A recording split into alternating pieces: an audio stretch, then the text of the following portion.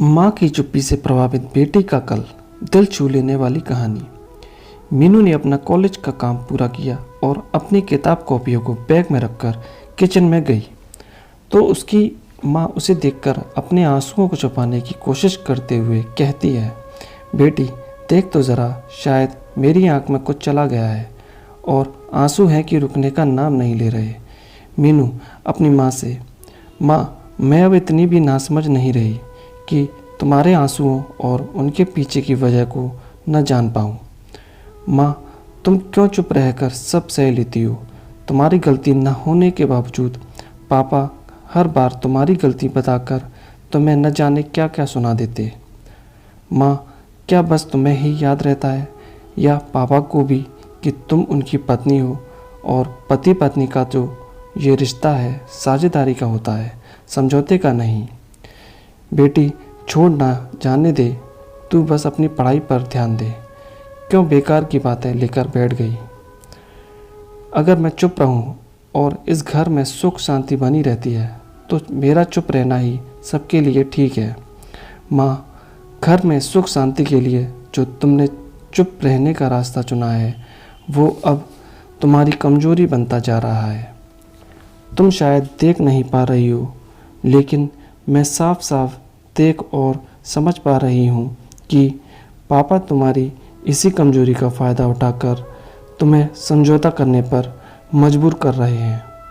माँ तुम्हें लगता नहीं कि तुम्हारी यही चुप्पी, यही समझौता मेरे आने वाले कल को प्रभावित कर रहा है।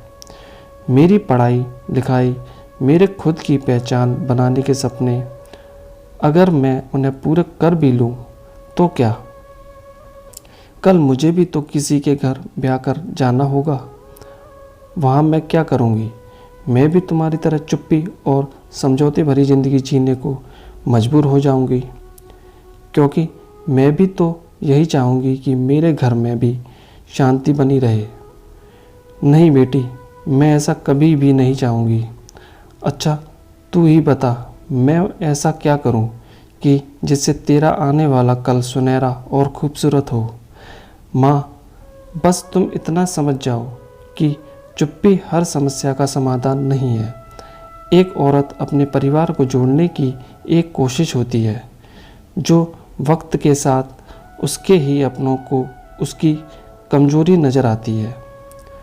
हाँ बेटी, और इसी कमजोरी का फ़ायदा उठाकर हमारे अपने ही हमें समझौता करने पर मजबूर कर देते हैं। हमारा यही समझौता लोगों को यह सोचने पर मजबूर कर देता है कि शायद हम औरतें इंसान ही नहीं होते। बेटी अब मैं चुप नहीं रहूँगी। सही को सही और गलत को गलत कहने की हिम्मत दिखाऊंगी।